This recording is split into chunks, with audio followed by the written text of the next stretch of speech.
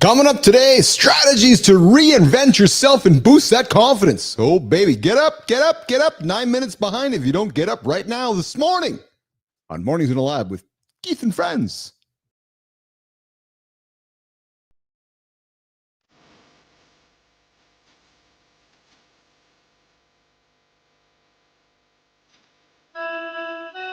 Welcome to Mornings in the Lab where When something negative comes up.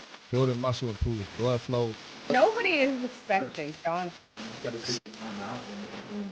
If the lady's saying that, you're doing It's a super be entertained by fun over here. How have I slept? Has my sleep been good? Is that it?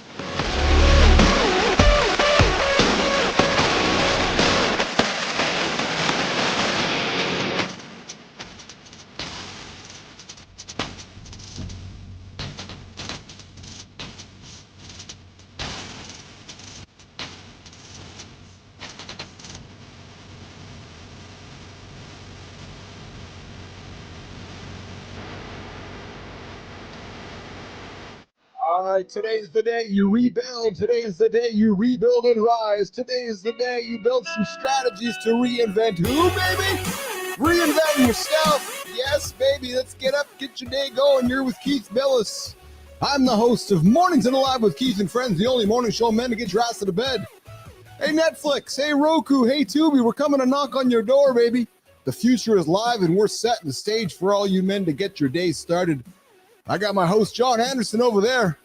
See him settling in into the big Jon Andersen studio. We got CMartyFit Christopher Martin coming us from Maryland today. Of course, producer Jimmy on the buttons. And Tommy's out there in the community knocking on your doors, keeping you guys getting after it here today. Hey, big show here today, guys. We're going to talk about some strategies to reinvent yourself, boost some confidence. AJ Zeglen's joining us later on in the show. And I got a few fun things to get into today along the way. I found a topic we can get into, guys, of some older traditions that might be dying along the way, and I'm going to throw that on the table for myself, John, Marty, and the gang to chew it. Listen, if you are brand new to the channel, I invite you to subscribe to it. Tell your friends all about the greatest morning show on the planet for men. Our mission, our purpose, the reason we get up is to help you guys get up here. Here's the thing. If you hit that snooze button, you hit it once, you're 9 minutes behind. You hit it 2 times, you're 18 minutes behind. You do that every single day for a year, you're 2.5 days behind the guy over there. So not too sure why you want to hit the snooze. Get up, get after it, hit those big goals. No excuses to not reach goals if you're hanging out with us here in the lab. Over on the morning show, the big old morning show, you guys know I mentioned Netflix and Roku and Tubi here to kick the show off here this morning. Listen, the future is live conversation, you guys. The future is live programming. All you got to do is look what's happening over on Netflix and every other streaming platform on the planet. And I know, we all know, maybe you all don't know, they are void of morning show content. So we are setting the stage for that conversation so that when they are ready to say, yeah, we want a morning show, come knock on Uncle Keith's door, and maybe we'll bring Jimmy and Tommy along for the ride as well, and bring over Marty and Johnny. But Jimmy, let's bring up our buddy Jon Andersen. I see he's back in the lab there. How are you, pal?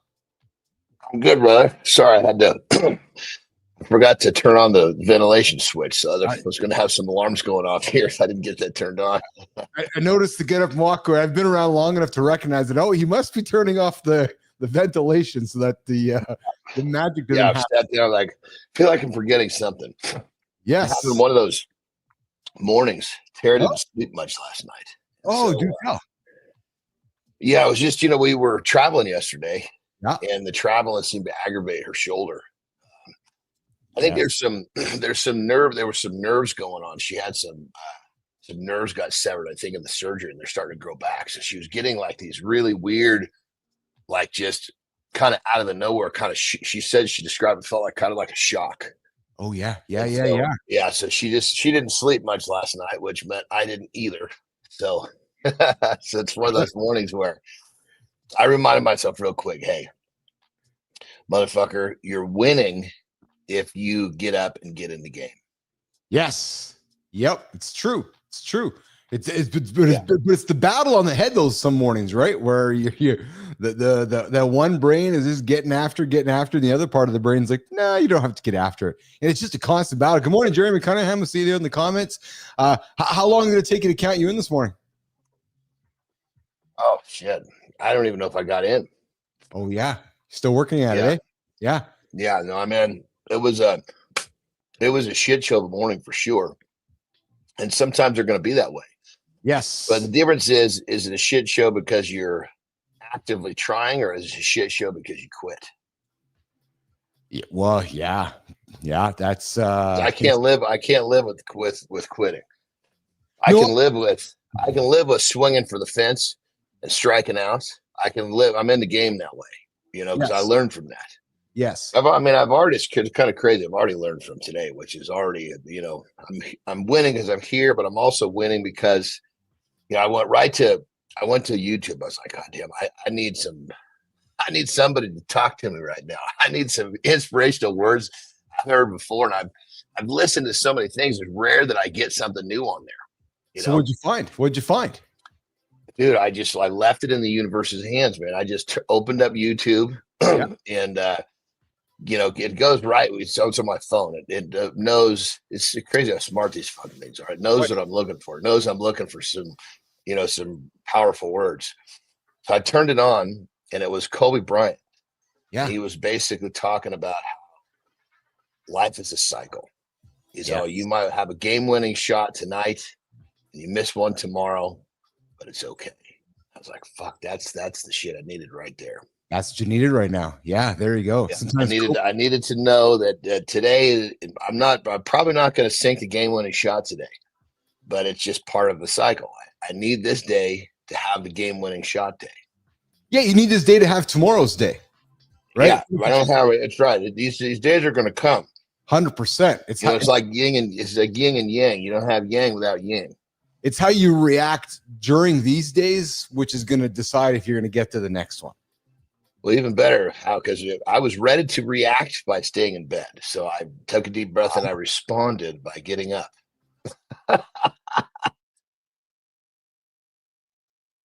Did I lose you, brother? No, I'm still here. Okay. You actually had that conversation in your brain where you almost stayed in bed, eh? Well, I mean, I always get up. There's no question. I'm on my feet. I know you do. I'm on my feet. And I'm holding my phone, and I'm thinking to myself, all right, it's 2:59. Choice time. Yeah. What are you going to do? Yeah. And right then, that's not that for me. That's not a very easy time to make the choice I'm looking for. Well, especially when you told me what you told me a couple of days ago that you're not making those decisions first thing up because the decision that's coming out of that brain is not the one that you want. Well, and the thing about it too is, I make all my decisions the night before. My shit's laid out, but it's that wake. It's the not sleeping much. Yeah. Okay, this wasn't part of the plan, and this is so far out of the plan. The whole plan seems to be in. My mind is telling me the whole plan is in jeopardy. No, it's not in jeopardy. It's just going to suck. That's it. Hey, here out with Keith, Jon, and Marty. What's up, Marty? Christopher Martin. How are you, brother? What's up, baby? I'm good, baby. Yeah. We're talking Johnny in this morning. Johnny's had a not challenging, an opportunistic morning this morning. That's how it is, Johnny. So that's how we're framing it out. Because if you frame it as a challenge, it's going to become a challenge. If you frame it as something that you're battling, it's going to be a battle. I think what we can do is find the word, which is an opportunity. So today you have nothing but opportunities to chase, and that opportunity, every time you overcome it, that's how you rebuild that confidence, right? Because as you get through every hour. You get through, so today's hour is going to go by fast. You're like, holy fuck, man, this was a good hour. I feel good about myself. And then you're going to get to the next hour. You're going to look at it. You probably do some lifting, you do some working, you take care of yourself. And then you're going to get a second hour under your belt. Now you've had two opportunities to crush the morning, and you're 2 hours ahead of the guy who hasn't. Right? It's framing as the opportunity to keep getting after it, right? Let me add another perspective. Yeah. Marty. Yeah. It's just a thing. I do what most people won't. Most people would have stayed in bed. And I'm gonna offer another perspective. Yeah, what is it? I like the challenges. Yes. I don't want to reframe it. I want to keep it like, yeah, this is an obstacle. Let's fucking go. Oh yeah. I don't need to reframe it because that's just gonna make me feel alive. It's gonna give me something to work for. It's gonna make me work 10 times harder. So I think there's a sector of people that want to keep it what it is, instead of looking at it a different way. I like your approach. I can get behind that approach big time, actually, because that's it's the fuel for your fire, right? So, good. To take that statement, let's go one layer beneath the skin on that is embracing that suffer, embracing that suck. If there's a reason to suffer, it's fucking beautiful. But are we suffering for no reason, or are we suffering for progress? Yeah, well, It's a good way to look at. Yeah, that makes sense. 100%. Carter, happy birthday, brother! It's Carter's birthday here today. Oh yeah, happy birthday, Carter. He, Marty, he was. They recently celebrated the team all-stars and the league all-stars this weekend, and he got left off the list. And had a bunch of people call him, and his coach calling him, saying like, "Dude, you're fucking disrespected, and they made a big mistake, yada yada." So I sent Carter this message. I said, because they had their last game of the season. They've gone undefeated since December. I said, last game of the season, don't just let the game happen, make the happen. And then I said, hey, in amongst all the noise, today take a moment before the game and celebrate your teammates, because he didn't get celebrated. Then just quietly go out there, put your head down, and go to work and win the game. What did he do? Yep. Quietly went out there, put his head down, scored a goal, won the game. And did his action, let the actions on the ice do the talking, right? So sometimes that's part of being a man. You're gonna put the work in and not get the acknowledgement. So welcome to the next part of your life, buddy. Welcome to real life, eh, Marty? This Yeah. is true, though. It's absolutely true, right? Yep. It's more often than we think. I'm going to suggest to you, right? Some people chase affirmation. Some people just go through life without needing affirmation. Right. Absolutely. Well, yeah, and some people get way too connected to that shit. Absolutely. Yes. Well, and as a good leader, recognizing those that need the affirmation and then push that button and help that person hit those big ass goals, right? And regardless if we believe it or not, it's the button that person. It's a love language button. I need affirmation. I want to be affirmed that I'm doing what I'm doing, because it helps that human being create confidence for themselves, right? Well, and here's the thing: when you really, really learn to love working in the dark when nobody's looking, you're not doing it for the moments that the lights turn on. You're doing it because you love to work in the dark. Oh, Yep. I like that. I was born in the dark. No, I'm playing. I was gonna say too, with being a coach. Yeah, I'm sure Johnny knows this too. You know which clients to give that recognition to and which ones don't need it. You got some clients you be like, all right, look, step it up, do this, do that. Boom. The other clients need, good job. You did this correctly. You need that. Some people need that, but as men, nah, we got to get used to not having it. Don't chase the comfort. If the comfort's there, embrace it. Chase obstacles, create the opportunities, and get after it along the way. Sir. All right, you're hanging out with Keith, Jon, and Marty on Mornings Alive with Keith and Friends. Big show here today, guys. We're talking about strategies to reinvent yourself. I got some things I want to throw on the table here in a number of moments. Hey, man, where your energy at today, man? Who, me? Yeah, Johnny, am I wrong? You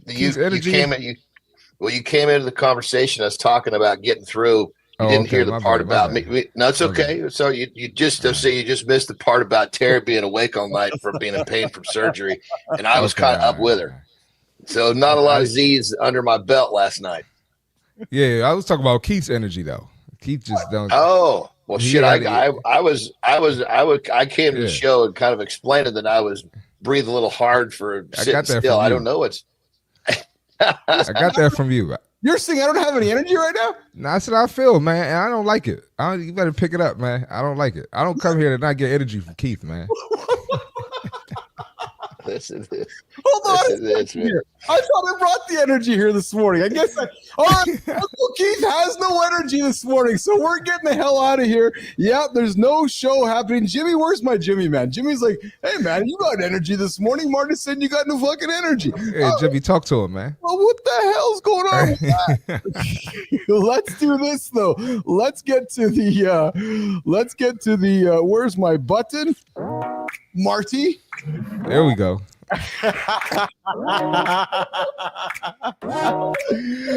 Oh my God.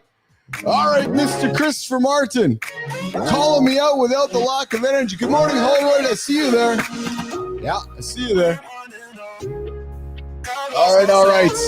Hey, listen, do you treat this? You're thinking, what? Do you treat this like an all-you-can-eat buffet, baby? Oh, I don't know. Most people do. Good morning, Reinhardt. Good morning. I see you out there. Well, listen, I used to do it all the time because people don't really know what they're hungry for. Nope, they just don't. They're lost. They're like, I don't know what I'm hungry for, Uncle Keith. What am I hungry for? So they pile on the random things, thinking that the more they have, that the better. I want this, I want that, I want this, I want that, add. Well, but by the end of it all, they're left, they're floated, they're bloated, they're floated. They're full, they're bloated, and they're confused. Most importantly, they're unsatisfied. Just unsatisfied. So, hey, here's something to think about, guys. I have a better idea for you. Ask yourself not one, not two, not four, but three questions. Three questions to find the real priority that's right in front of you. What's the single task that's going to move the needle? What's the single task that will have the biggest impact on your goals today? One task, not two, not three, not four, but one task that's going to move those goals today. Number two, why is this one task so important, and what does the needle move? Yeah, what does it move? Is it moving your life forward? Is it moving your job forward? Is it moving a little simple task forward? Is it moving your relationship forward? And then you have to ask yourself this: how will you feel when you've crushed it? Because when you focus on that one task, everything, oh baby, and I mean everything else gets simpler or irrelevant. Trust me on this one, guys, because the answer, when you lean into this thing, is going to surprise you. This morning, on Mornings in Live with Keith and Friends, the only show to get you guys ass out of bed, the No Energy Show this morning. Nope, no energy, according to Marty. Good morning, Amy Reiner. Good morning, Holroyd. Good morning, Jeremy. Good morning, guys. We're here talking about strategies to reinvent yourself. Got another thing to talk about here today. 15 bedtime habits 90% of us over 50 get wrong. Yeah, neurologists warn of dementia risks. And do you treat to-do lists like an all-you-eat buffet and reinvent yourself with some 7 steps coming up here a little bit later, boosting some self-confidence with 6 expert tips? But Jimmy, let's get into this conversation this morning on 15 bedtime habits that people are getting wrong as they're growing up and going through life. Mr. No Energy, Christopher Martin, how's it going here, brother? I got to mess with you, man. Hey, I had a good chat with our friend Jordan Walsh yesterday, who's on the show on Friday. Oh, yeah. We grabbed some coffee, and it's like, man, I love the show you guys are doing. I love the character you guys all have, because you guys all got to keep leaning into your characters. I'm like, all right.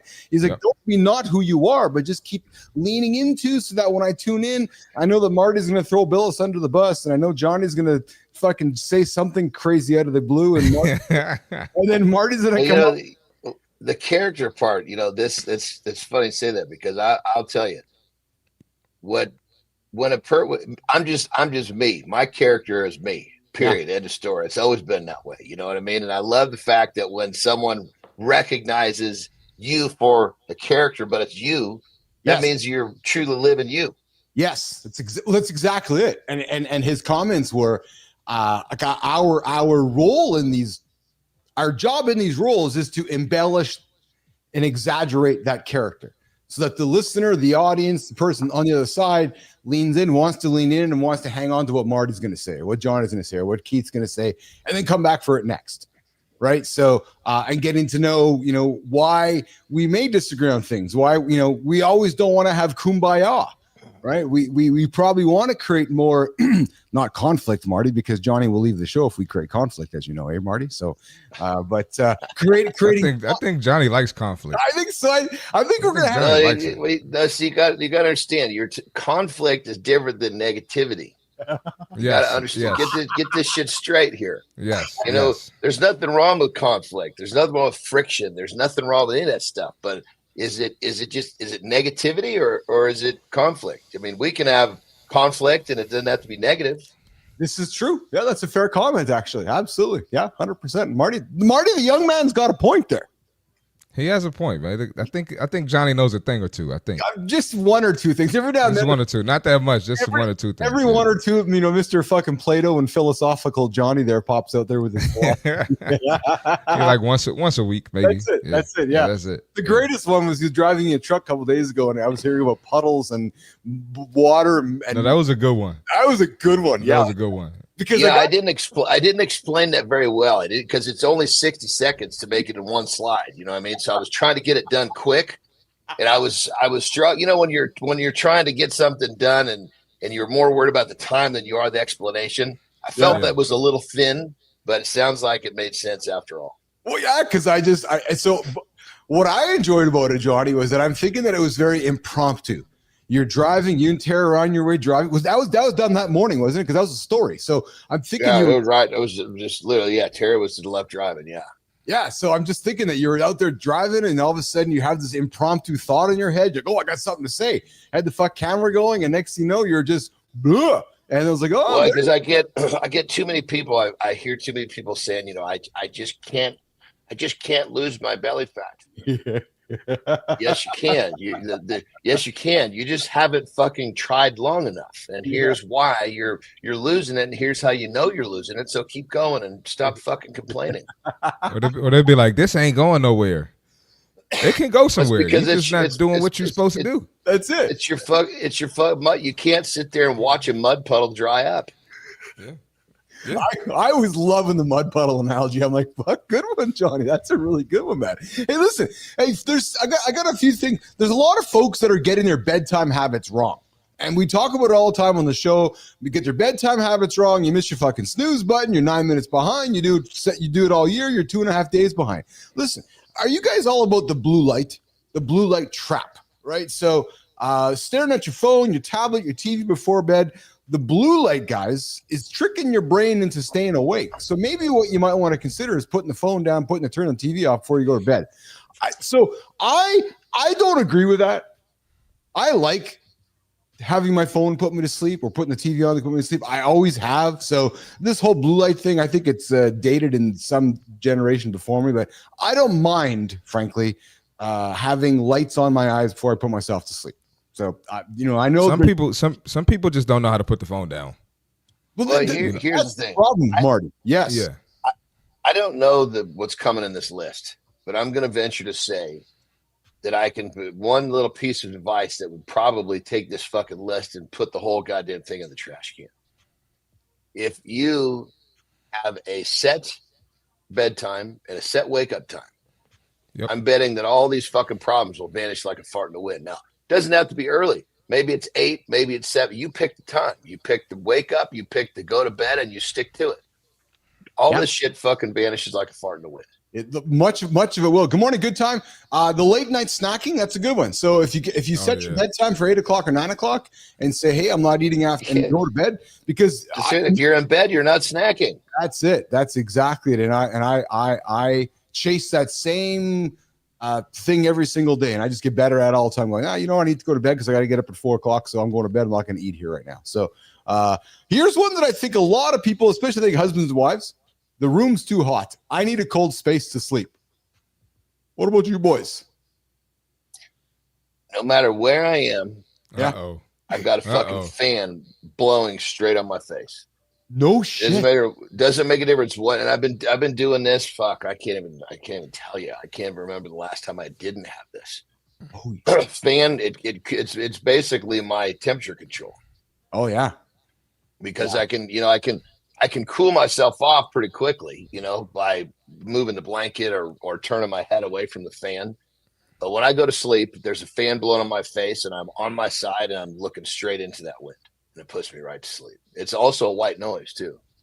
Yeah. I can't have fan blowing on my sleep. I can't have that either. But I like a cold room. When I'm going to sleep, I love a cold room, man. That makes me get all cozy in the blankets. Well, I so agree, brother. So agree. The fan was basically my defense again, not having full control of my environment.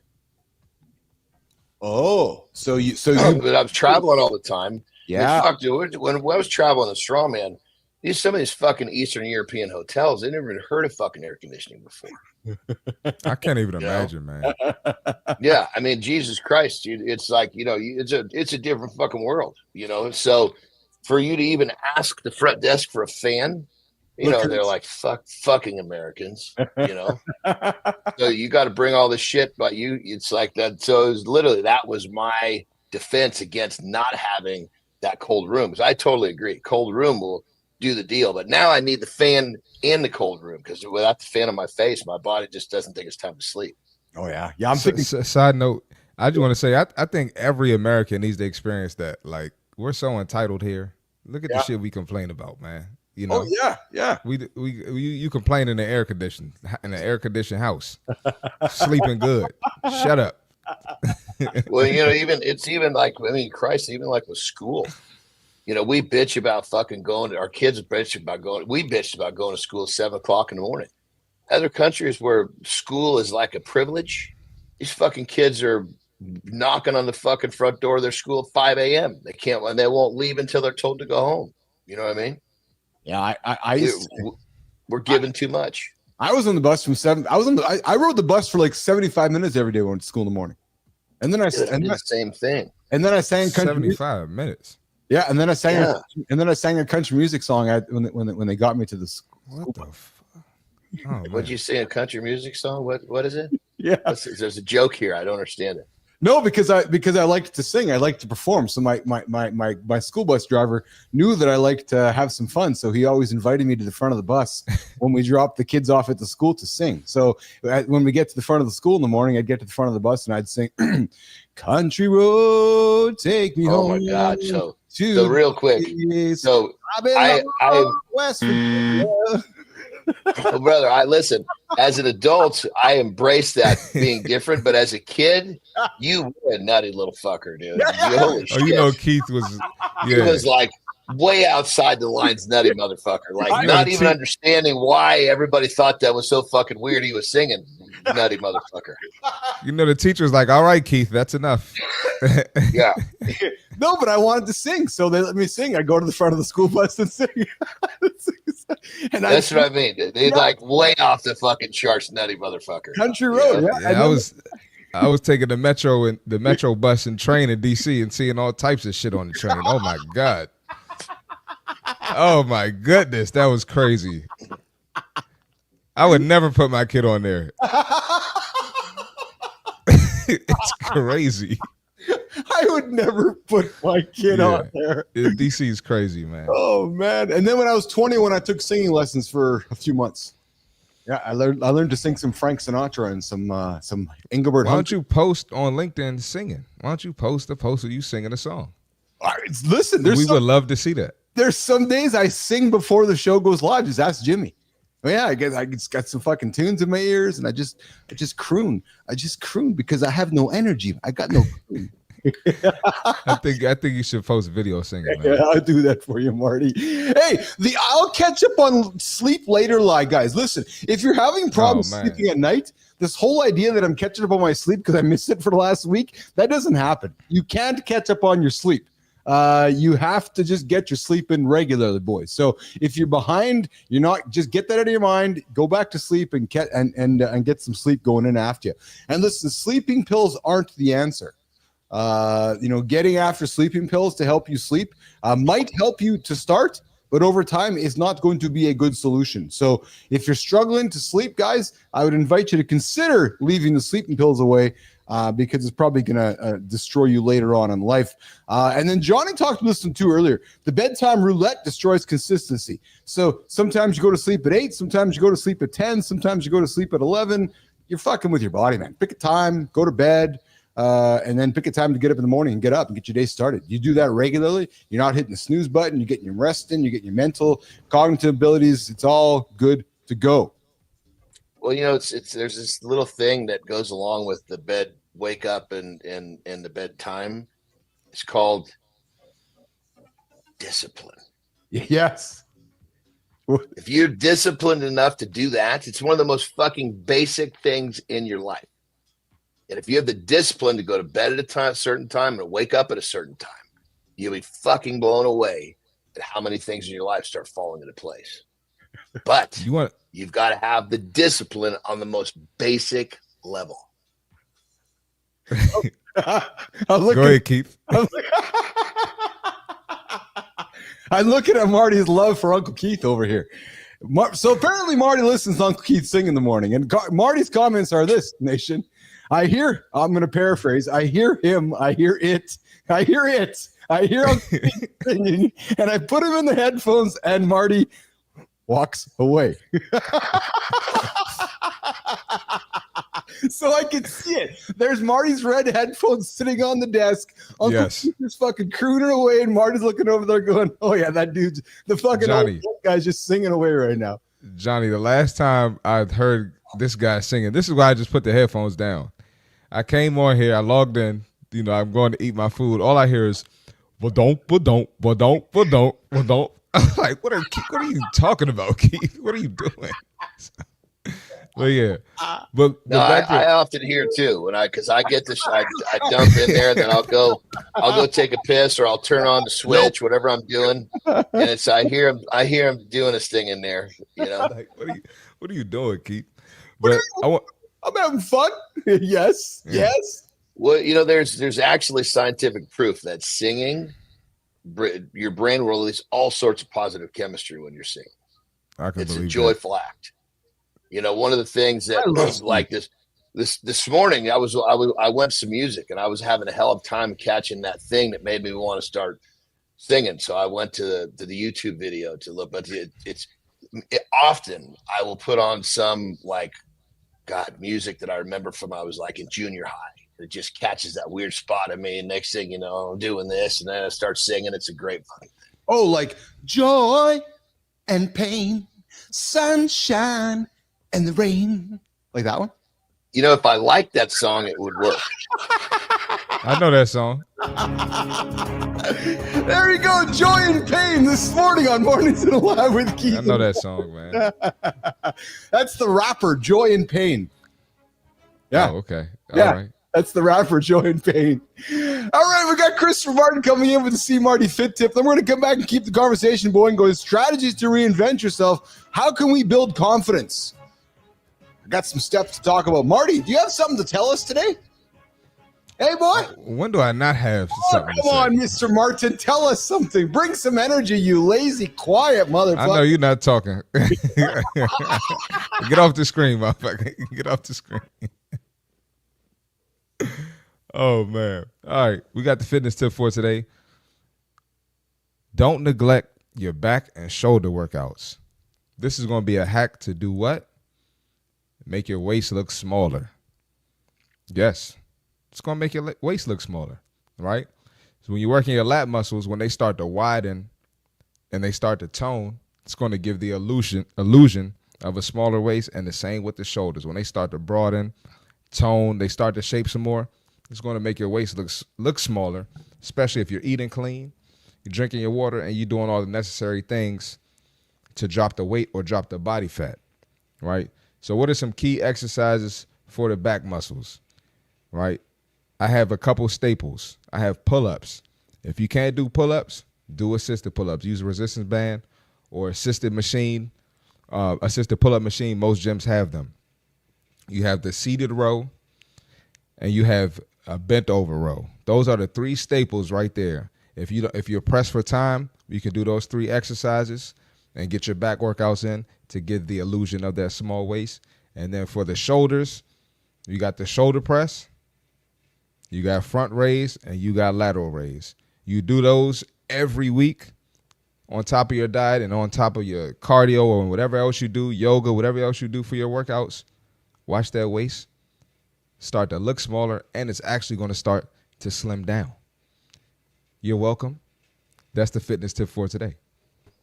Create the illusion of the big shoulders and little waist without just twisting your body around. Christopher Martin's dropping you some tips there to make yourself look confident. There's nothing more confident building for a man, I think, than putting a nice t-shirt on, a jacket, and some jeans, and looking in the mirror and seeing the tapered V-shape, right? All aesthetics aside, no, all aesthetics completely aside, nothing makes you feel more confident than that. There's so much truth to that, Christopher Martin. It's a good feeling, man. 100% it is, right? And you know what, Marty, I think you'd agree with me. Even if like you don't even have to be like quote unquote like jacked or like super lean. It's feeling strong. It's knowing that your clothes are fitting better than they did a few weeks ago. Hey, Marty. That's right. That's right. Well, and even a step, one layer deeper than that is the fact that even if you don't have that sensory that, hey, my clothes are fitting better, hey, I look a little better. If you busted your ass for that day in the process, yes, it's the work. You don't always need some sort of a calibration or a prize for the work, because the work is actually a prize in itself. Yeah. Oh, I like that. That's a really good. Well, then you go and put those. Sometimes I think we need to find those ways to capture feelings, right? So it's like, what does it feel like when you put those pants on and you put them around your belt and like, oh yeah, this feels really good. And it's like a reminder that I've put the work in, and when I'm standing here looking in the mirror, it makes myself. It's those little confidence wins, right? So 100%. The thing like this, I think this all the time. You're like, today is a perfect example. Yeah. My training is going to be far from what it could be if I had a great night's sleep, but the work is what instills my worth. The work instills your worth. There you go. Yeah. The work instills the worth. What are you worth? You fucking put in the work, so it instills that. It builds you up. Yeah. So, Marty, I was just gonna say that goes right along with nowadays. People be like, "Well, yeah, I might be overweight, but I'm confident." And that's great if you are confident, but what would your confidence be if you put some work in and became a better version of yourself?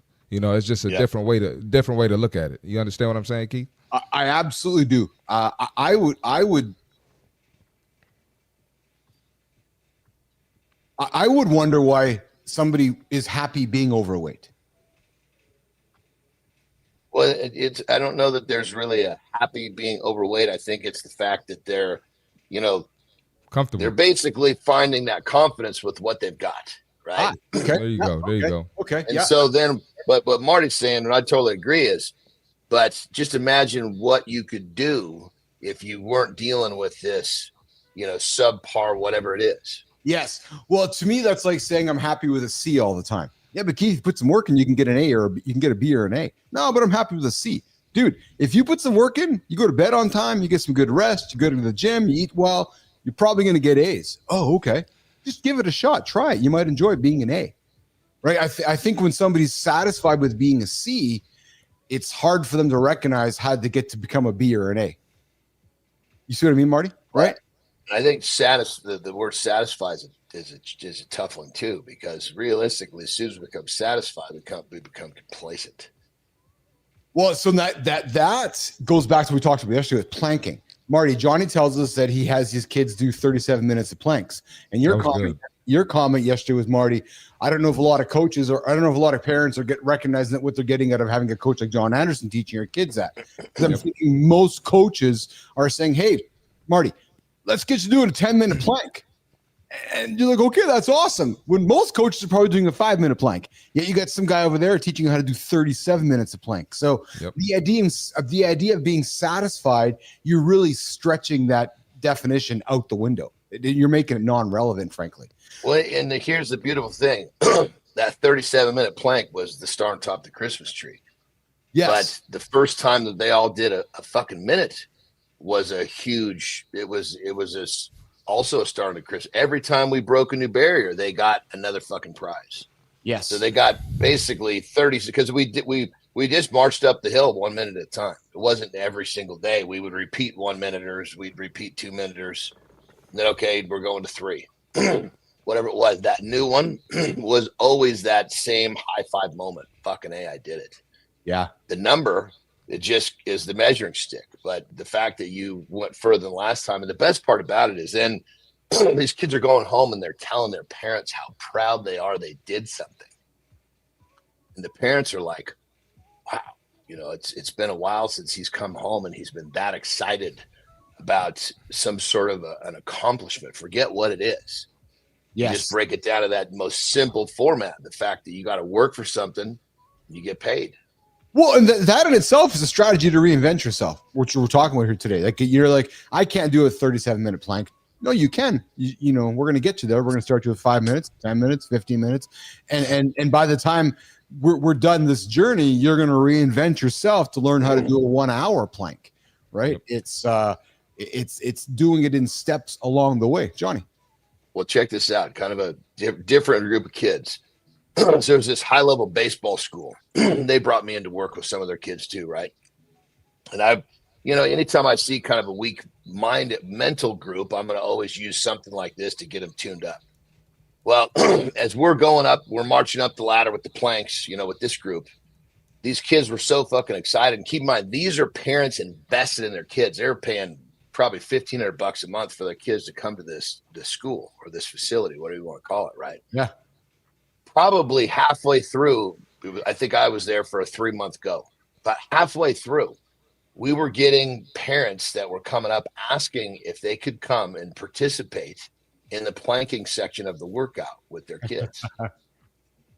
That's awesome. Pretty cool. That's pretty fucking cool, man. Yeah. That's pretty awesome. Real quick, yeah. John, coaching those kids made me think of, I don't know if you saw the Notre Dame coach for the football coach. No. He lifts weights every morning in the same weight room his players lift weights in.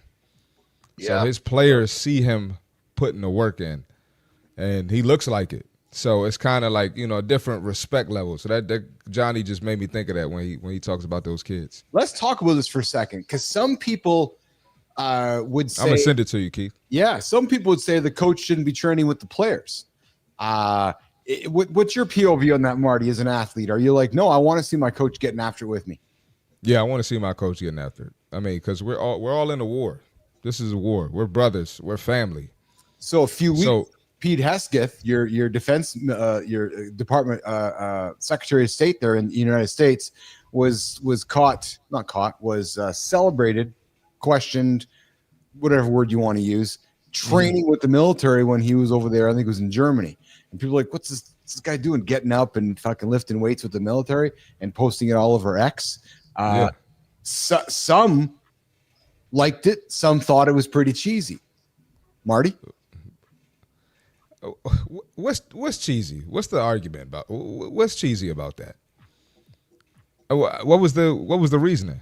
Oh, he shouldn't be out there training. He should be out there leading the country. His job's not to be out there lifting weights with the guys in the military. He should be out there working on his diplomacy and getting his notes tied up for his big office meeting he's got coming. What do you think helped him? What do you think helped him achieve all that shit? Exactly. And that's what's wrong with our country. We don't have the foundation. First of all, we're uneducated about fitness, but we don't have a foundation that instills discipline, right? So if the head guy is disciplined, if he's showing hard work, what do you think everyone else is? What kind of culture is that going to set for everyone else? So, you know, what 100%, Martin. And I just got to go one step, you know, with you on that. Go ahead, man, please. We're not taught that fucking caring for ourselves first is what allows us to care for everyone else better. Yep, I agree. So Amy Reiner comes in and says it's a pattern of behavior. People are objecting to the context, not just a moment in time, the context in which it occurred. Yeah, and that's fair, Amy. I think what I found intriguing about it was that people would take the time to bitch about the fact that a guy's like can take care of himself as a human being. Where he's like, no, I'm going to get up and take care of myself. Like what? Like that's like that in itself as a human being. I don't know what. I want my leader taking care of himself. I want to know my boss is getting up, my coach, my general manager of my team, hanging out in the gym with me and building the culture because I'm getting after it first. I'm climbing the mountain first with you guys, right? So I'm going to battle. I'm going to get after it, and I'm going to help set the stage, right? I think more of that is a good thing, right? When I see RFK, regardless of what his views are, I don't give a fuck. When I see him getting after it as a 57 or 60-year-old man, good. Yep. Too many politicians are the opposite. Yep.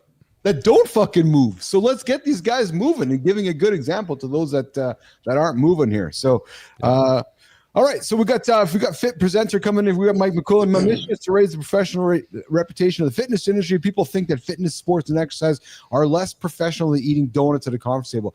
I agree with you, Mike. Man. Right? It's because we go to conferences and what do we serve up? Donuts and muffins and carbohydrate after carbohydrate after carbohydrate. Man, we had the remember I told y'all we had the quarterly meeting for the general managers with my gym. I get there, it's bagels and vanilla coated pretzels. There you go. That's it. That's it.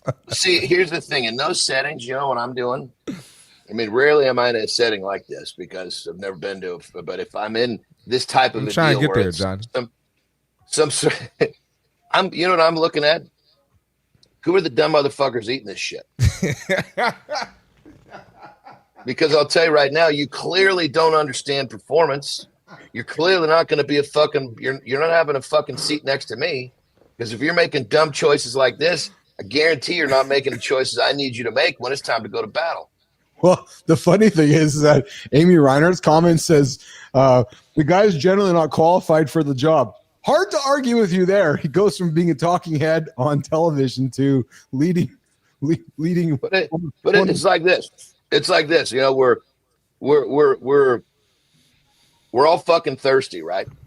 Well, you got bottles of water and bottles of fucking rat poison. Who's drinking the poison? Okay, that motherfucker, you stay out of my life because you're not smart enough to drink the water. I didn't need you in my life. They're going to say It's you simple. too extreme, Johnny. Listen, people that drink fucking rat poison, right? Yes, they're hurting themselves first, but they're actually hurting you if you allow those dumb motherfuckers to stay in your life. I love it, man. I Poke the fucking love bear. it. Poke the bear. You see, I know how to get Johnny going, right? I love it, man. I love it. Poking the bear with Christopher Martin, CMartyFit. All right, Johnny, we're putting you on the spot, brother. Let's hear what you got going Let's on. fucking go. Let's get after it, Mr. Anderson. My wife had a pretty nasty motorcycle crash, and she ended up having to have a shoulder surgery. And last night, post-surgery, she didn't sleep much, which means neither did I. And when I woke up this morning, oh, man, it was a different world. I had everything laid out. The plan was set the night before, but the lack of sleep was making it tough for me to carry out the plan. And here's the deal. I had a decision to make.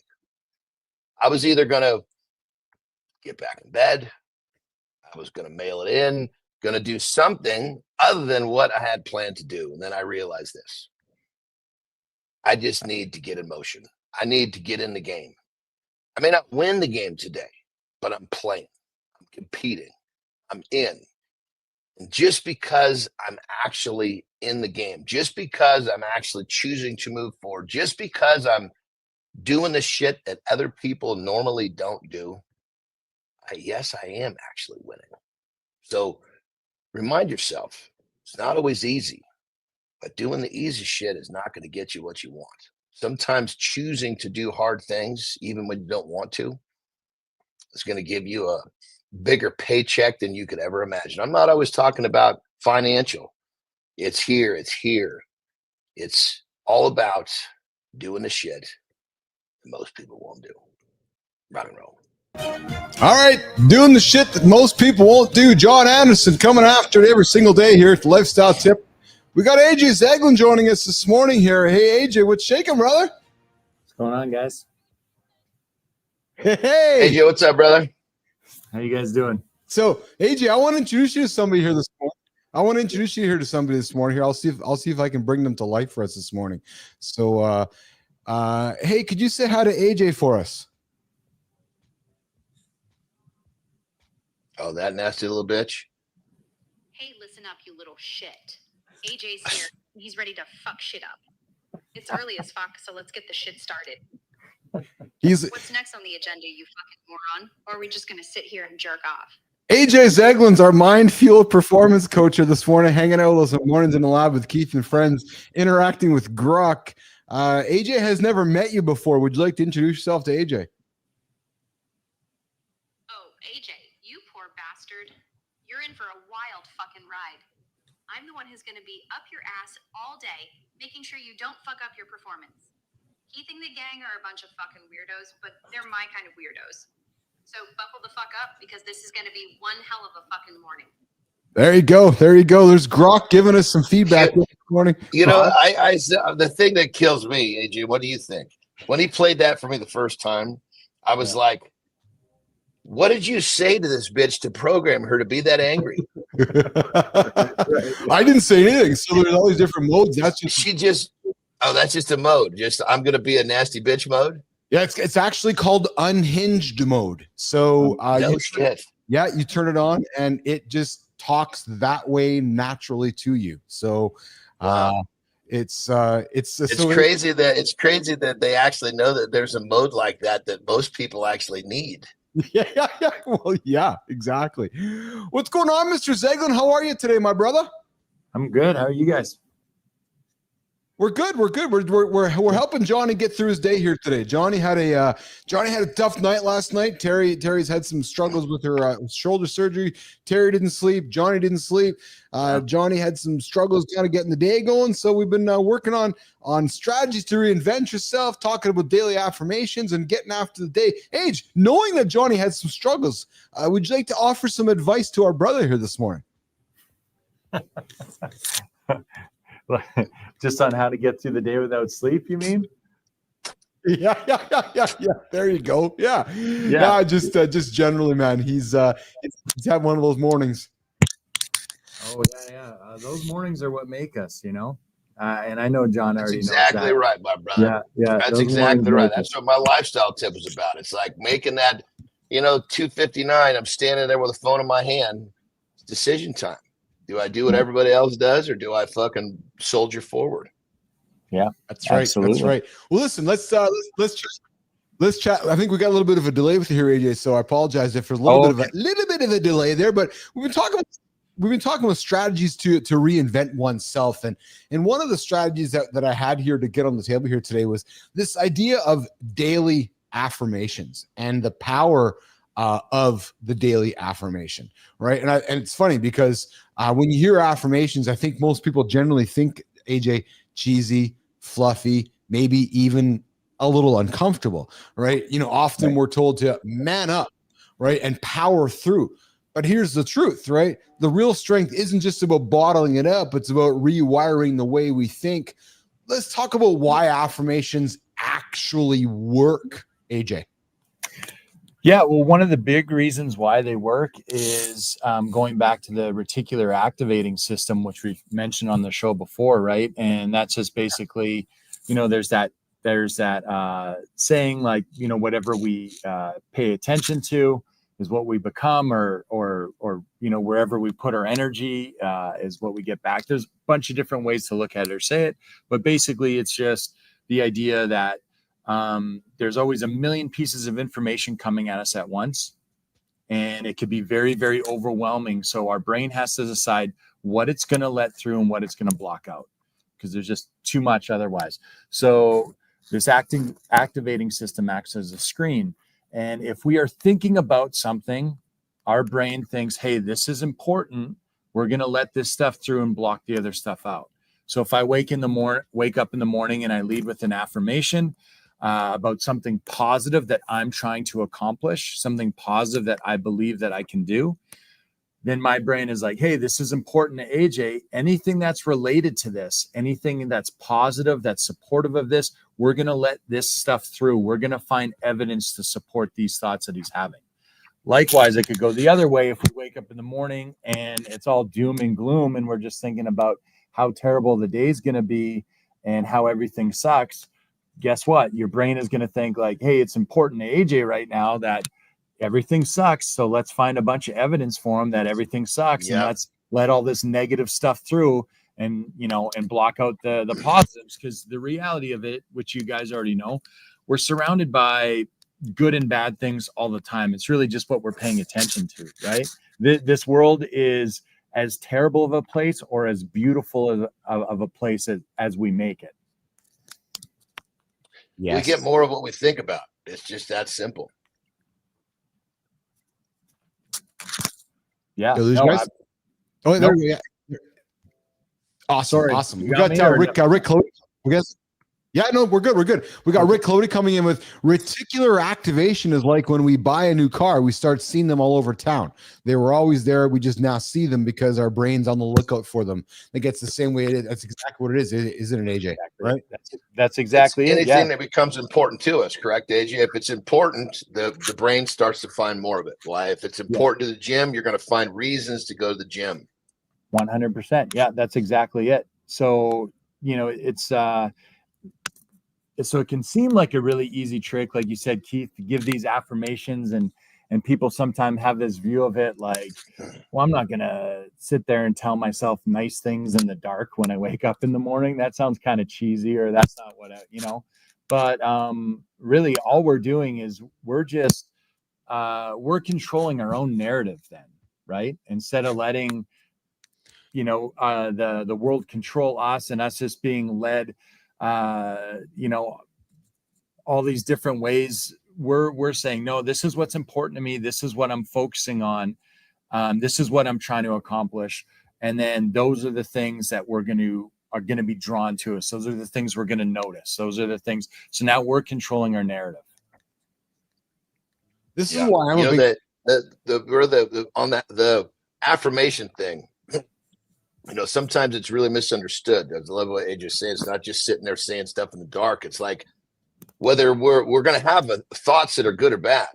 And if we're having bad thoughts, then that's the shit that's kind of inscribing our subconscious. If we're having good thoughts, that's the shit that kind of inscribes in our subconscious. And the way that we're designed with our brains from way back when, the majority of our subconscious thoughts are around problems and negative shit, because that's the way the brain was programmed to keep us alive, to register all this stuff. So when we constantly talk good to ourselves, and especially I'm a big one of writing this shit down, because when you write it, it goes deeper into the subconscious. That's a scientific fact too. I'm not sure how the whole thing works, but it really comes down to think of our hardware. Our default mechanism is all that negative shit. It's our job to reprogram, put a new program over the top of all that negative shit with positive shit. This is why I'm a huge fan, and you guys know this, but I'm gonna beat it up here, of getting to the gym first thing in the morning to start your day. The best way to create confidence in yourself is to create little wins, right? So if you can do 5 reps, pick number 5 reps of something, you successfully completed it, there's a win, right? I don't want to do a 30-minute walk. Well, if you do 3 10-minute walks, there's 30 minutes, 3 wins, right? Those little wins add up before the day starts. That's the best way to create confidence for yourself. Brother, I'm coffee, I'm a dump, and I'm one song on the rebounder. And that rebounder can be anywhere 3 to 4 or 5 minutes, depending on the song I picked or a video I'm listening to. But that it's just that thing like you're talking about, Keith, that little mini workout gets my blood pumping. It's a box checked. I'm starting off with something positive. Now, it's not a full workout. It's just a 3 to 5 minute one. And the reason I like the rebounder is because it's fucking difficult to get on the ground and start doing fucking push-ups or sit-ups. But you just stand on to step up on a small trampoline, start fucking bouncing. What's the term? The barrier of entry is so low, it's easy to get started when you're fucking like almost asleep. That's right. Zeglen? Yeah, no, I think your example of working out to start the day is a great way to go about it, right? And that in itself is an affirmation in itself, right? Like sometimes we only think of affirmation, as ourselves reciting some type of words to ourselves, right? But we can also show ourselves too, right? Because just like ourselves, just like when we deal with any other people out there, like I always say, people are going to believe action more than they are words. So that goes for ourselves. We have a relationship with ourselves. If I'm just telling myself stuff all the time and I'm never about any action, I stop believing in my own words that I'm telling myself, right? So I love that you have an action to it. You get up in the morning, you're like, hey, this is what I'm doing. And then you go and you do it. You follow it up with action. So then you start to believe yourself. You buy into what you're telling yourself, right? Because you're like, yeah, I back it up. I got evidence here. I perform this action every day, right? Yeah. Yes, yes. Hey, you're hanging out with Keith, John, Marty, and our guest AJ Zeglen this morning. Our from my stumbling on my words this morning.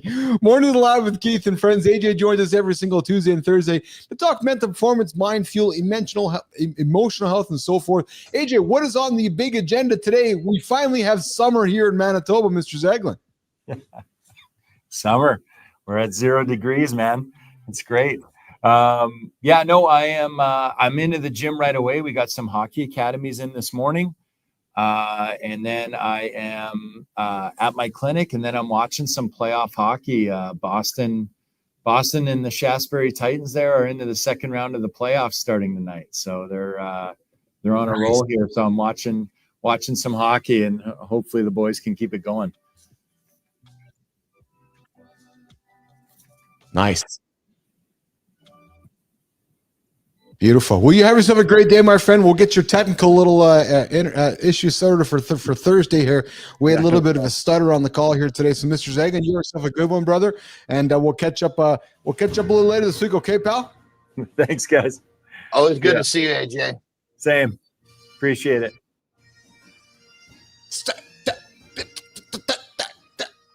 Stutter. You know, crazy. I wasn't getting any of that from AJ.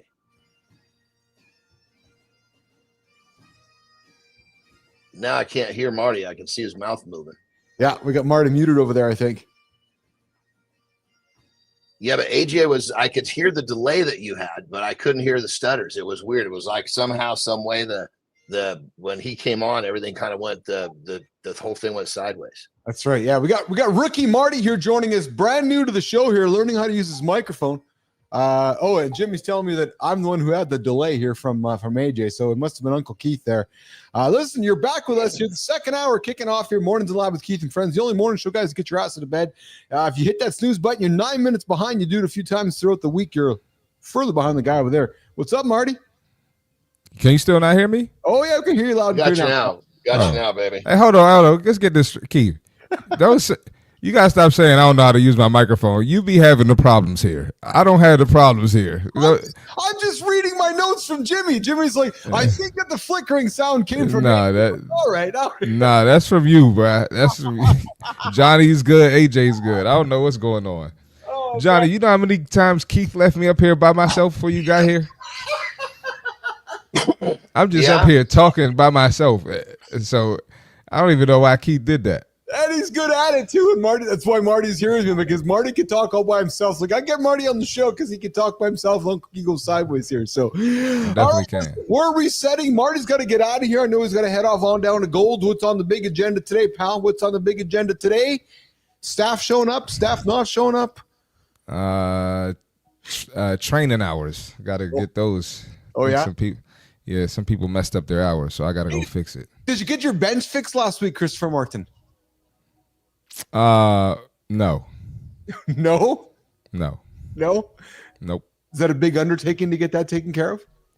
Yeah, Undertaker. The Undertaker. Yep. We got Rick Clody coming in here. The average person has between 12,000 and 60,000 thoughts per day.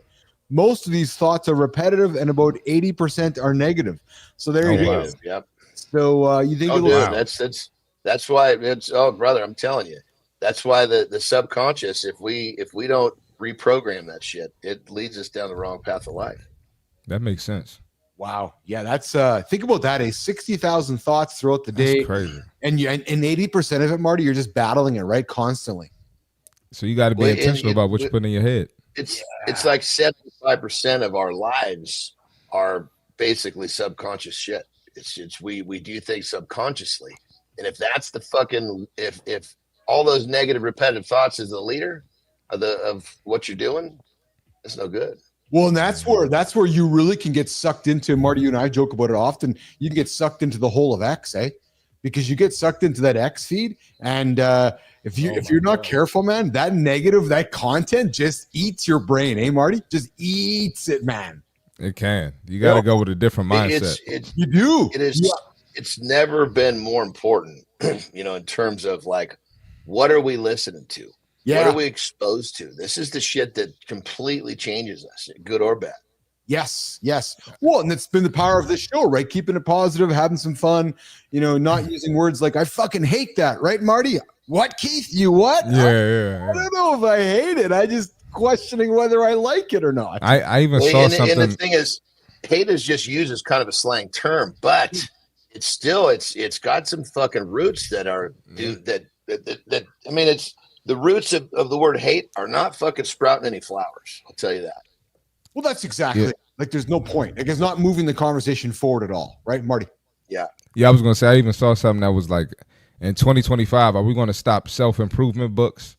And it's just, it's like, dang, you're being negative about people wanting to better themselves, about people wanting to elevate. You got a problem with that? Man, so you really got to be intentional about leveling up and being positive, Yes. Well, there's literally two. It's almost like there's kind of two breeds of people, two different thought processes, and it's like the believers and the non-believers. And what people don't understand is believing is a fucking skill. You have to practice believing. Yes. And if you don't practice believing, if you're a non-believer, then you're just subject to all of the bullshit. That, I guess it's like it's the zombified, the wandering zombies. The only thing they believe in is that they gotta do the shit they don't want to do Monday through Friday so they can get to Saturday, because then they don't have to do anything. That's why I really enjoyed my chat with Jordan Walsh yesterday, because he brought up the word that you just mentioned a few times, Marty, intentional. Love that word, intentional, because when you're intentional, you can create magic. It's not happening by accident, right? It's like, no, I'm purposely doing this, right? So yeah, I'm going to intentionally go spend 20 minutes on X, but I'm not going to intentionally get myself beat up about it. I'm going to go consume it. I'm going to be entertained, and then I'm going to put my phone down, but it's being intentional with that process. That word is a fucking filter, because people that understand that word, that means they're doing it or they're actively trying. Some intentional. What do you mean intentional? Well, that tells you, okay, you know what? I'll have this conversation with you in one of my next lifetimes. Yes. Not wasting my time with it in this one. Well, you know what I find powerful about the word intentional is folks are, in my experience anyways, typically scared to use it, because when you use the word intentional and you decide to be intentional, now there's an expectation associated with it, right? So it becomes a scary word, because you now have to be accountable for it. So when I'm saying I'm going to be intentional about my conversation with Marty, well, but then I'm now setting an expectation for Marty that keeps bringing something to the table, and now Marty's going to hold me accountable to the things that I'm saying in that conversation. It's a scary word for folks, man, because it means you have to commit when you're being intentional. There's no accidents happening. Right. So yeah. And again, I think there's a whole breed of people that don't even understand the word, because they're not applying it, they're not trying it, they're not trying to understand it.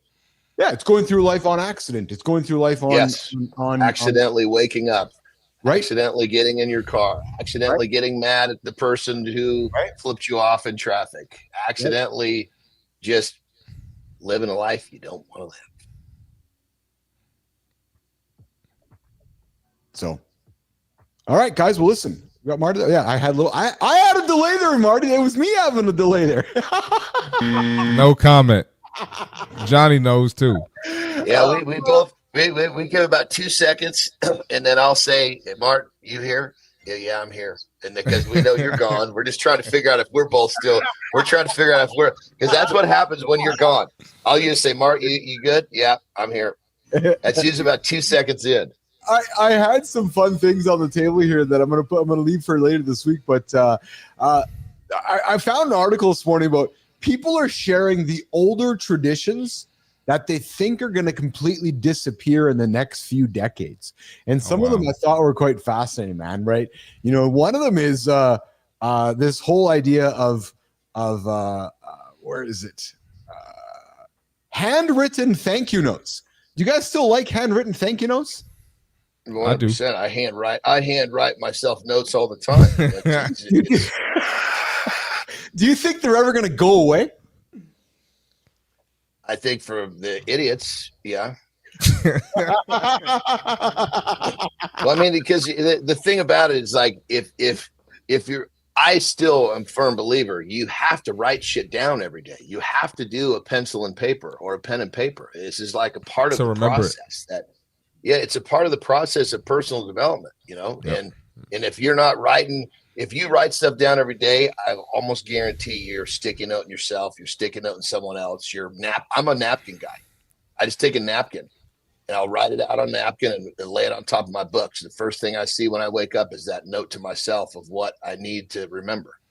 I liked this one, which was gathering pop bottles to get money at the corner store. Marty, have you done the old gathering pop bottles as a young man, having to raise money?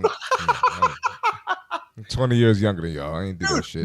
I was all about that, baby. Shit, man. 5 cans and I got a fucking Snickers bar. Yes. Or Marty, the bottle drives. I don't even know bottle drives where your parents would take you around neighborhoods and you go to knock on the neighbor's door and ask for their bottles. You could get bottles to the store to go raise money. Nope, that's not happening either, eh? So that's old school stuff that folks aren't doing and aren't going to do in the future. And do we think that hobby stores are dying? Remember hobby stores, Johnny? You go to a hobby store and hobby shop. Hobby shop. Called the hobby shop. Marty, do you know what a hobby shop is? Nope. I used to go. That's where I would get models. You know, that was my mom often would get me models because, you know, focusing on, you know, building a fucking battleship or something was like, it took a lot of focus, which was something I needed. And Marty, we're not talking about Instagram models. We're talking like model cars. Oh man. Yeah. We're not talking this. We're talking model cars or model airplanes or Johnny. Were you a snap model person or were you a glue model person? Well, I like the snaps. Tell my mom said, you know, we need a little bit more than this, you know, because you snap the fuck. You be done snapping it together in 10 minutes. She's like, look, I didn't drive. So we lived in the country. She's thinking to herself, I didn't drive an hour each direction to get something he could snap together in 10 minutes. Yes. I need to get something that he's going to take him weeks to put together with glue, you know. I know. I had, but she was all about the balsa wood planes because you can put together these planes and you go outside and fly that thing. You throw it. Again, in the country, I throw that thing. It might go 80 yards, and then you're running to go get it. For me, that was like a perfect way to run off the steam that I was. You know, I guess in those days they called it hyperactive. I was very hyperactive. Yeah, I can relate to everything you're saying. Marty's talking. What the hell? The balsa wood planes. Nope. You know balsa wood, Marty? Anyone know? It's like nope. It's extremely light. It's wood, but it's really light, Marty. Like you pick it up, you're like, this is not supposed to be this light. Yeah. Yeah, the idea of the hobby shop, man, that was fascinating. And you go to the hobby shop, Johnny, and you get the model train set. I was never a train guy. No, you know? But you know what I'm talking about, though, right? Yeah, I was the little race car, the little race cars too. Yeah, the Tyco race cars. Yeah, absolutely. Yeah. And Marty, race cars for you? You know that concept? No, I did race cars. Oh yeah, like little dinky cars. Yeah. On the track, on the little. I didn't do it on the track. I had remote control cars and Hot Wheel cars. Yeah, he was by the time. When we were kids, there was no remote yet, so you had to stick them on a track, and the little thing had a little fork coming out the front of it, and it just followed the track. Oh man, we're teaching Marty hobby lessons growing up in the 70s and 80s with Keith and Johnny. We got Lauren coming in with, we handwrite thank you notes weekly to our clients and employees. We even popped them in the mall with a stamp. Yeah. Oh, and Adam Holroyd is we did beer bottles and we'd find all the party spots and fields and collect the bottles. Like I'm telling you, Marty, parents would drive around with kids in their trucks and we'd go collect bottles so we can take them to the beer vendor or the store and make money. Yeah, that's how. I never did that. That's how I funded some sports trips because the parents were out there or collecting. I did fundraise though and stand on the side of at the stoplights and selling chocolate. Yeah, I did. I just like sell donuts and stuff like that. I did that. Oh yeah, okay, there you go. For you, brother. Yeah, I used to sell chocolate bars outside a store, and I love selling chocolate bars. That's how I learned how to sell, just because I was learning how to sell shit, man. And there's that wonderful feeling of convincing somebody to buy from you. Like, oh, I just convinced that dude to buy from me. And you're like, that. Yeah. It's like that. It's a great way to build confidence with yourself, right? So Yeah, that fundraising chocolate bar thing was short lived for me because I bring that fucking big box of garbage sack full of chocolate bars home, and I eat the motherfucker. And my mom be like, okay, no more of this. You're supposed to sell that stuff, not eat it. I was like, well, now I better be doing some work around the house so I can pay for all this fucking chocolate. I owe this money to the school in about 30 days. Husky John.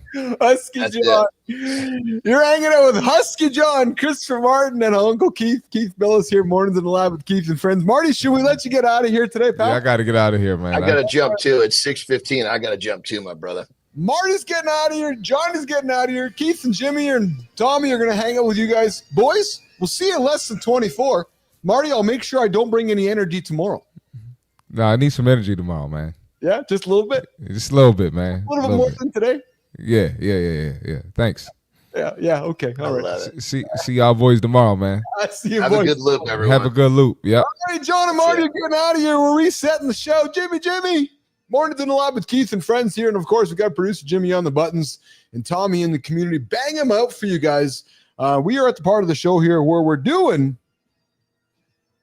Community Corner, the Creator Spotlight, where we take the big old Mornings in the Lab light, whirl it up. Is that the word whirl, Jimmy? Whirl it up. That's what it sounds like, though. In my head, just my head, though, Rick Clody, just mine. When that sound happens, it sounds like it's just like that. Yeah. So we take the big light, we find a human doing great work, then we celebrate them dancing. All right. And we create content about them. For the Creator Spotlight Community Corner here, Mornings Lab with Keith and Friends. All right, Jimmy, I'm getting my notes in front of me here that you put in front of me. And getting it ready. Oh, I like that one.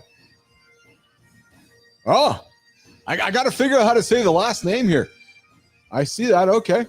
Thank you, Melissa, for that. That's awesome. It's a good choice. Of course, we got Okay, Nation. We got somebody in the spotlight today who's bringing the Highland Pipes. Ooh, baby. When I hear the Highland Pipes, I'm thinking curling. Hey, Chloe, do you curl? You can curl down there in the United States. We should do some curling lessons here on the show here. All right, Nation, I got someone in the spotlight today who's not just breaking the mold. Oh, hey, you know, Jimmy, when we do this, we're going to come back with something. I got something for you. I got a hook. A hook. Yeah, not a fishing hook, though. I got a hook. 7 easy tips to take even better iPhone photos. Uncle Keith. Hey, Carter, happy birthday, brother. Got himself a new phone on the weekend. Well, Uncle Keith got Carter a new phone on the weekend. Got the old iPhone 16. We're going to talk about 7 easy tips to take even better iPhone photos. We're going to get after that for the community corner. And hey, Jimmy, Tommy, that could be a long form video for us. There you go, guys. There you go. It could be 7 easy tips to take even better iPhone photos. So if you have an Android phone, go listen to somebody else because we're not talking to you. But listen, I've got someone in the spotlight. In the spotlight, who's not just breaking the mold. He's straight up redesigning it. We're talking about a guy who started where? All right, Jimmy, what are you doing? You need to go out. Oh, Jimmy's getting out of here because he's got an Android phone. As I'm busy singing away here. All right, we got a guy. We got a guy who started where many stories great begin. What? What the hell did you just say, Billis? Well, listen, we're talking about a guy who started where many great stories begin, behind the bar. Yeah. But this isn't just a rags to riches story. Nope. No, baby. It's a masterclass in hustle, strategy, and staying way ahead of the curve. That's like a Donald Trump thing, wasn't it? Yeah. This legend didn't stop at running restaurants. Nope. He saw the cracks. Yep, saw the cracks in the system, and he decided to fix the system. Tech, innovation, emerging brands. This guy's been there, done that, and now he's building what's next. No, we're not celebrating me this morning, guys. Nope, not celebrating me.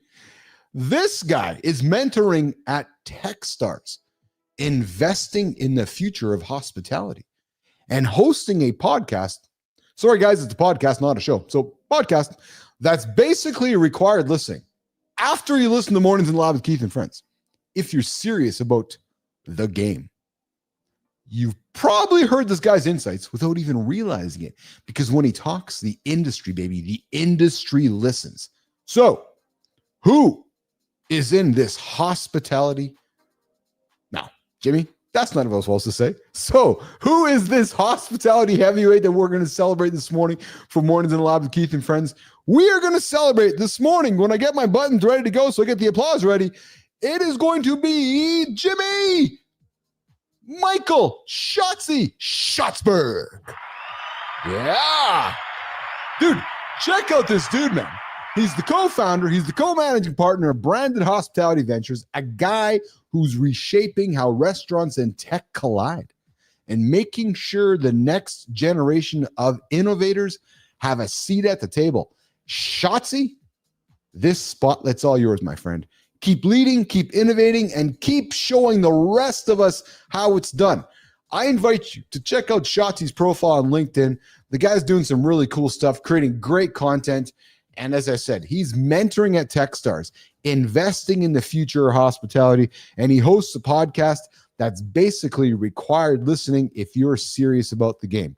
So there you go. Michael Schatzberg.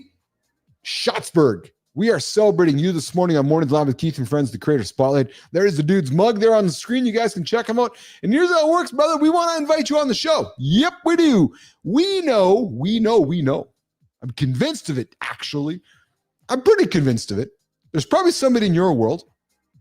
Michael, who you're like, that guy's doing some good work. Or she's doing some great work. Or I want to celebrate that person over there. And Jimmy's going to say, hey, Keith. I'm like, yeah, Jimmy. Why don't you go give the light over to Michael Schatzy? I'm like, all right. Should I arm wrestle him for it? He's like, I don't know. So we're going to give the light over to you, Schatzy. And we're going to whirl it up. That sound effect over there. Invite you into the lab and celebrate somebody else. That's how we do it here in the lab. Baby. The Mornings in the Lab Creator Spotlight celebrating Michael Schatzberg. Just wanted to say the name again, Jim. Just wanted to say it one more time. Okay, so listen, let's make some content. I'm just not ready to leave yet. Yeah, it's Legs Day. So I'm like, fuck, I gotta do Legs Day today.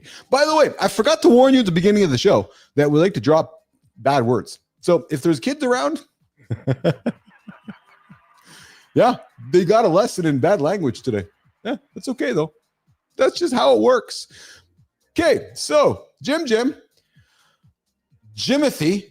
as I would like to call my buddy Jimothy, we are going to pull up conversation about 7 easy tips.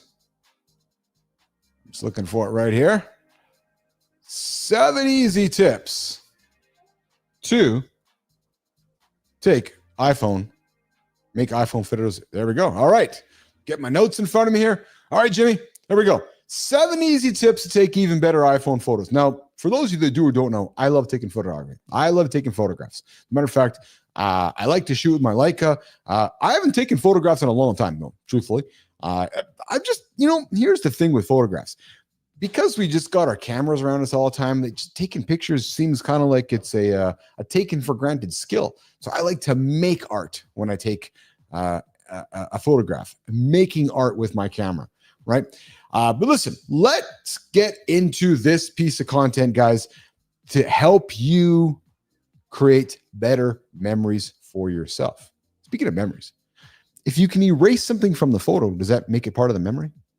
It's a question that many are asking when it comes to AI photography, right? Because you can take something, eliminate this there, eliminate that there, but that really wasn't how the photo happened, right? So what's real, what's not real? But listen, let's get after it. So number 1, set your photographic style.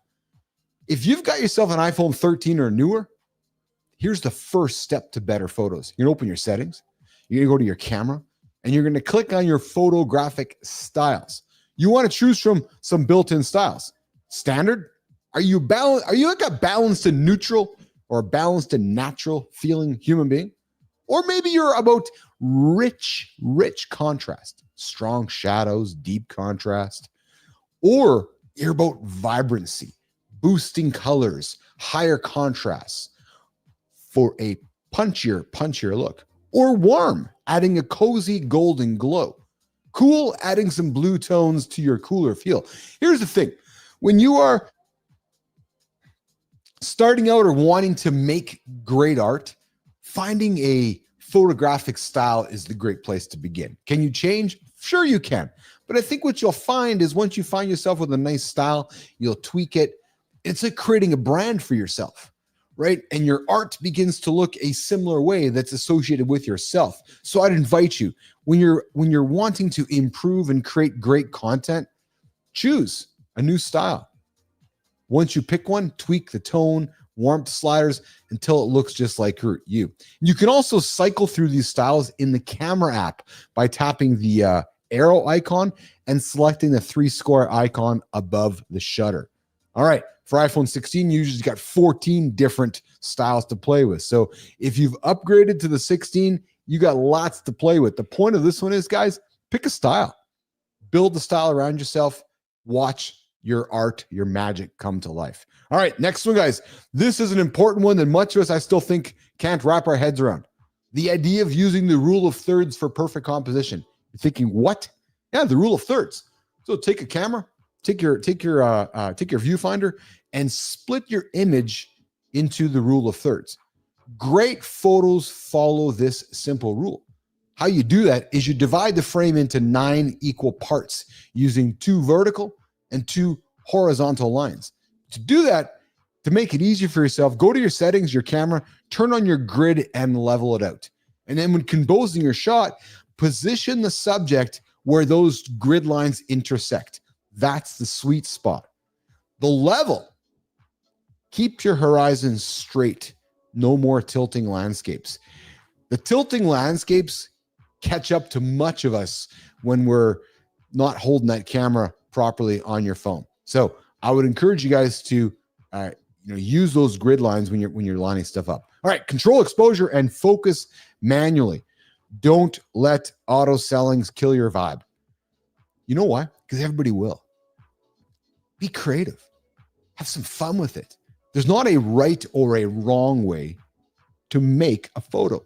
Yeah, you want to use rule of thirds. However, you can go completely against it and create against the rule of thirds and still create good art, right? Tap and hold on your subject until you see the auto exposure, auto focus lock appear on the screen. That locks the focus and exposure even if you move the camera. So you're typically, in my experience, going to hold your phone up and take a picture of somebody. What you're going to want to do is tap. It's going to set the AEAF with the lock appearing on the screen, and it's going to help you create a clearer picture. To adjust the brightness, you want to tap your subject. Swipe up to brighten, down to darken. For finer control, guys, you want to swipe up from the bottom of your screen and tap that plus symbol to bring up the exposure slider. Perfect for tricky lighting, whether it's a bright background or low light drama. Here's the thing. Activating portrait mode for a professional look is the God's gift to creating portraits on phones. Here's the thing. Many of you guys probably grew up with wanting to create photos that would look like your DSLR, right? Where it has a nice bokeh effect around the subject. Well, our phones now have the ability to do that with what's called portrait mode, right? So you want that smooth, blurred background, Jimmy, not the background, the blurred background, AKA the bokeh. Portrait mode has got your back. Swipe to portrait mode on your camera, tap anywhere on the screen to focus on your subject, and then to adjust that background blur, all you got to do is go into edit it and move the f-stop. The lower number gives more blur. The higher number keeps it more in focus. I know you'd think that it would be the opposite of that, guys, but the reality is the lower number is like a 2.8, a 3.5, a 1.2. That's your f-stop. Right? You want to create more blur around the subject. You're going to want to have it down around the 2.8, 3.5. In my experience, you want to keep it on the 2.8. 2.8 is a nice bokeh effect to keep the subject in focus and blur out everything around the subject. Bonus, if you got an iPhone 16, the camera will automatically detect faces and apply portrait mode even if you're using the regular photo mode. All right, macros. You guys want to create close-ups of really cool shit, like of a button or anything, a bug, an insect, a flower. Macro control for extreme close-ups. Macro shots let you get up close and personal on your phone. Again, I'm suspecting you don't know anything about macro shots. So to do that, open settings, go to camera, enable macro control. And when you're close to your subject, you're going to see a macro icon pop. That's all, folks. You'll see a macro icon pop up. Tap it to the switch manually between macro and the regular lens. Now, you control when the camera goes macro instead of letting it auto switch at the wrong time. Something to do when you're taking close-ups of really cool stuff. Number 6, guys, on 7 tips to take better photographs with your iPhone. You got an Android, go tune something else. Use burst mode to capture action shots. You know when you want to capture actions of your kids, sports, pets, bugs, insects, fast action. Click on burst mode, right? Open up the camera app, swipe it, hold the shutter button, activate burst mode. What's it do? 10 frames per second. Yep, true story. So before the kid throws the ball, tap that button, burst mode, and you're going to capture 10 frames per second. To set a physical button for bursts, this is a hack because this is a good trick to use when you want to capture it physically. In my experience, guys, those physical buttons on your phones, right, or on your cameras are exceptional for taking photographs. And if you look at the 16, it's got the dedicated capacitive button on their phone. It's much easier to create better photographs with physical button. Go to settings, camera, enable, use volume up for burst. So after shooting, go to your photo roll, tap the burst icon, and you'll select your best shots. The rest will auto delete. All right. And you want to edit like a pro right on your iPhone. Taking the shot is just step 1. Editing takes your photos from good to great. Editing is pretty straightforward, guys. You can adjust your exposure, your contrast, saturation, sharpness, warmth. And of course, you can do the auto edit. And if your phone's got Apple Intelligence, it can do much of it for you. Here's the reality, guys. The final thoughts around this. Your iPhone's camera isn't just good enough. It's powerful. And you know what? What they always say is the best camera in the world is the best camera you have on yourself at the time you need it. So these settings I'm telling you about aren't just bells and whistles. They're tools for telling better stories. If you're a storyteller, taking some of these things that I just dropped off for you here is going to help you make better content for your audience and help you create better photographs and better memories for the future. And ask yourself this, Jimmy, when you're creating photographs, what do you want to delete out of the photograph? We have the ability to get rid of pretty much anything in a photograph now. So it's interesting whether we're getting rid of things, adding things, or editing things in photographs. The idea of photography is changing rapidly. And yes, good time. The 17 will be out this September. And I expect it's going to be another wonderful camera. And apparently they are moving in the direction of improving the video quality on the next iPhone 17. So if you got an iPhone, I'd invite you to listen back to this segment around how to create great photographs with your iPhone 16, 15, 14, 13, 12. Who's got like an original iPhone these days? I don't know. Good question. All right. Well, listen, Jimmy, I think it's time to go, man. Jimmy, time to go? Is it time to go, Jimmy? What do you think? I'm waiting for the response from Jim before we say goodbye. I'm looking for permission from Jimmy before we say goodbye. Oh, yes, tomorrow. Thanks, Jimothy. Tomorrow, Mornings in the Lab with Keith and friends. We're getting back after it here, less than 24 hours. Tomorrow, why you must embrace vulnerability today. Why? Because if you don't, the guy does over there, he's going to beat you. Yep, true story. Center stage, Rafi Chowdhury. Rafi was supposed to have been here today. Rafi had to shuffle stuff up, so Rafi's going to be here tomorrow. And then we got Adam Posner with the Podcast. The Podcast. Adam Posner is joining us tomorrow at 8:15 as well. So big show tomorrow, guys. A couple guests coming in on a Wednesday, hump day. And good time. I too remember having disposable cameras on the table at your wedding. Yes, best photos. I think that those in some ways actually still are, I don't want to say making a comeback, but I know people still love to embrace the disposable camera because it gives people the freedom to take photographs, have some fun with them, and not worry about what happens next. I remember when I first went to some weddings where the disposable cameras were dropped off on tables. You're like, what's this? Just take photographs of the whole night. Oh, okay, cool. Then you had to take the camera to the camera shop, and you had to, what's the word I'm looking for, Jimmy? You had to, good time. What's the word? When you go to, you take your camera to the camera shop, expose, develop the photos.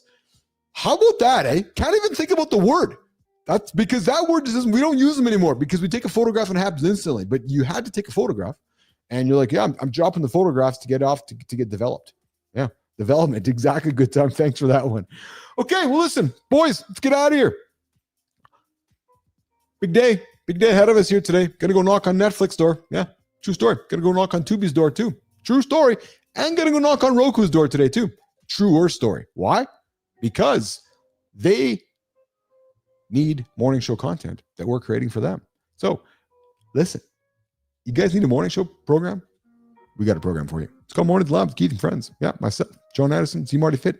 We get after it every single day, 8 o'clock Eastern time. And don't forget, check out our Substack at inside.bappel.ai, behind the scenes content for creators to do things like we are doing here on the show. And yeah, exactly, Lauren. Develop. Yeah. Thanks for everybody tuning in and helping me determine what the word is after we take photographs in the olden days, which is we go get them developed. Or they're pictures. Yeah, to get your picture. No, that's what it was, Jimmy. It was, I'm going to get my pictures developed. I knew that. I was missing the word. Yeah, go get the pictures developed. Yeah, in the black room. No, the red room. No.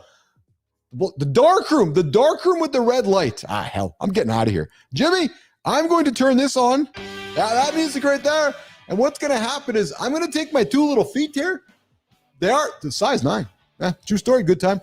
On behalf of me, Johnny over there, Marty over there, producer Jimmy on the buttons, Melissa behind the scenes, Tommy behind the scenes, my beautiful, beautiful wife, Lauren. Good time. Jeremy Cunningham, Rick Clody, AJ Zeglen, man, all of you guys who showed up here this morning, Mornings Live with Keith and Friends, I appreciate all of you. You know where to find us, 8 o'clock Eastern time right here tomorrow and Thursday and Friday and Monday and Tuesday. Getting after it. Remember, if you hit the snooze button, you're 9 minutes behind. You do it all year. You are 2.5 hours, days behind the guy who doesn't. All right, I'm going to go. I got to go. Jimmy. I really got to go. We'll see you guys tomorrow. Watch this. We're gonna go walk down the steps. Check this out.